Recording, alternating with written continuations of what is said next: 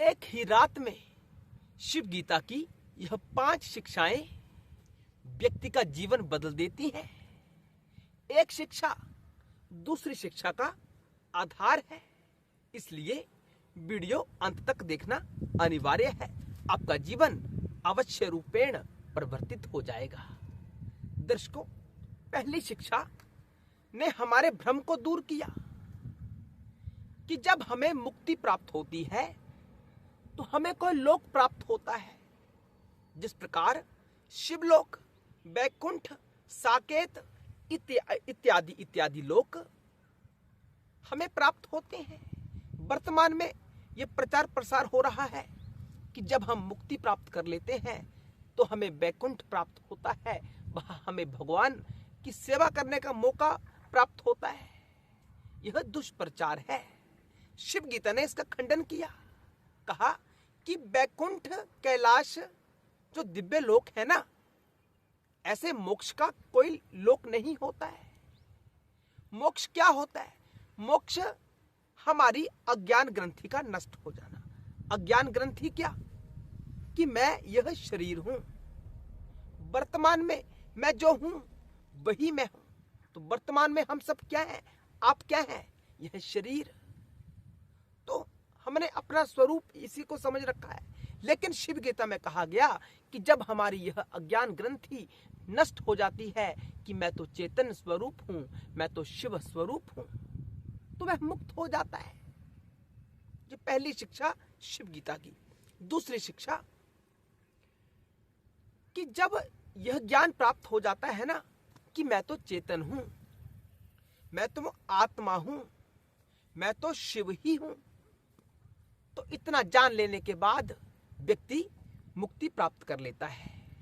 उसे मरने की आवश्यकता नहीं रहती कि मृत्यु के बाद ही मोक्ष प्राप्त होता है, जब किसी लोक में जाएगा तो मुक्ति प्राप्त होगी। नहीं, जीवन में रहते रहते ही मोक्ष प्राप्त किया जा सकता है। लेकिन क्या यह शब्द पर्याप्त है कि मैं मनुष्य के शरीर में हूं, मैं मनुष्य नहीं हूं? नहीं, यह शब्द का ज्ञान ही पर्याप्त नहीं है।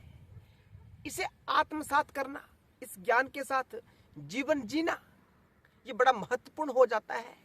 शिव गीता की दूसरी शिक्षा हमें यही कहती है।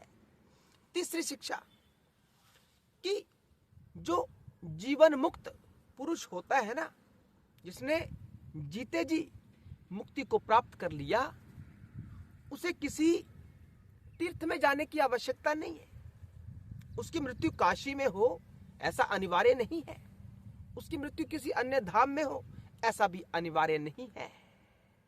ऐसा मुक्त पुरुष अगर किसी चंडाल के घर में भी मृत्यु को प्राप्त हो जाता है ना, किसी अशुद्ध घर में भी मृत्यु को प्राप्त हो जाता है, किसी चोर के घर में भी मृत्यु को प्राप्त हो जाता है, कोई भी कार्य करता करता मृत्यु को प्राप्त हो जाता है, तो वह मुक्त ही रहता है। उसे कोई आवश्यकता नहीं होती है कि किसी तीर्थ में जाकर शरीर का त्याग करे।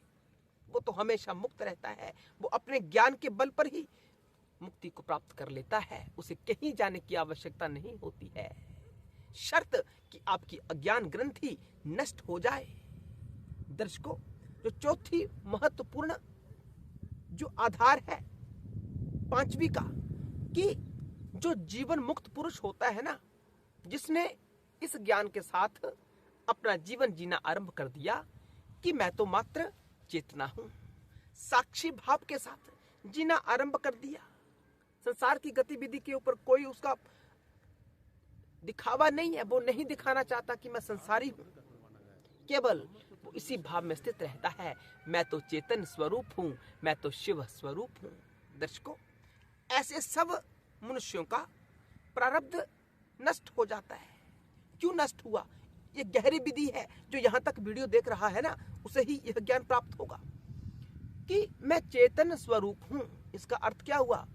कि मैंने आरंभ काल से अब तक जितने भी जन्म ग्रहण किए हुए हैं, उन जन्मों में जितने भी पाप और पुण्य से संबंधित जो भी कर्म किए हुए हैं, वो तो वास्तव में थे ही नहीं। हमने खंडन कर दिया इस बात का कि मैंने वो कर्म किए हुए हैं। कर्म किसने किए? ये शरीर ने किए, मन ने किए, बुद्धि ने किए। हमारे अहंकार ने किए, मैंने नहीं किए, क्योंकि मैं तो केवल चेतन स्वरूप हूं। मैं तो शिव भाव में रहने वाला साक्षी हूं। मैं तो वही आत्म तत्व हूं, मैं तो आत्मा हूं। हमने खंडन कर दिया उन पुरातन जन्मों के कर्मों का, जो चाहे पुण्य से संबंधित है या पाप से संबंधित है, उनका खंडन करने मात्र से। लेकिन इसे आत्मसात करना, केवल शब्दों से नहीं कहना, आत्मसात। ये संसार झूठा है, मिथ्या है, इस भाव में आप प्रतिष्ठित हो गए तो आपका व्यवहार भी ऐसा ही होना चाहिए जैसे यह संसार मिथ्या है। निर्लिप्तता आपके प्रत्येक भाव में जागृत होनी चाहिए। आपको सुख दुख का अत्यधिक अनुभव नहीं करना है। सुख दुख आपके भीतर चिंगारी जगाने वाले नहीं होने चाहिए। सुख आया तो बहुत खुश हो गए, दुख आया तो डगमगा गए, ऐसी स्थिति नहीं। आत्मा के भाव में स्थित रहना है, प्रत्येक स्थिति से निर्लिप्त रहना है, तो आपका प्रारब्ध क्षीण हो जाता है, भस्म हो जाता है। इस शिव गीता की सबसे महत्वपूर्ण शिक्षा है, हमें इसे आत्मसात करना चाहिए। दर्शकों, जो अंतिम शिक्षा है कि ज्ञानवान संसार से विरक्त होकर फिर संसार में आसक्त नहीं होता है।